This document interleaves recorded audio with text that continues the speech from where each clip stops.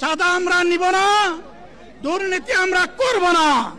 চাঁদা আমরা নিতে দেব না, দুর্নীতি আমরা সহ্য করব না।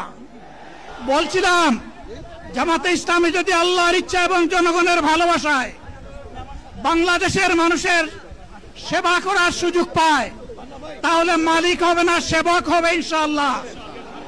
আজ আমি ঘোষণা দিচ্ছি, লক্ষ জনতাকে সাথে নিয়ে বাংলাদেশ জামাতে ইসলামী থেকে যারা আগামীতে সংসদ সদস্য হিসাবে নির্বাচিত হবেন, যদি আল্লাহর ইচ্ছায় জনগণের ভালোবাসায় বাংলাদেশ জামাতে ইসলামী থেকে সংসদ সদস্যরা নির্বাচিত হয়ে সরকার গঠন করেন, তাহলে কোন এমপি, কোন মন্ত্রী আগামীতে সরকার কিন্তু প্লট গ্রহণ করবে না।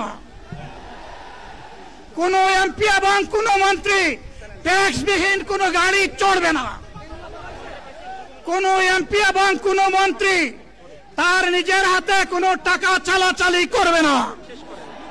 কোন এমপি এবং কোন মন্ত্রী যদি তার নির্দিষ্ট কোনো কাজের জন্য বরাদ্দ পেয়ে থাকেন, কাজ শেষ হওয়ার সাথে সাথে বাংলাদেশের 18 কোটি মানুষের কাছে তারা তার প্রতিবেদন তুলে ধরতে বাধ্য হবেন।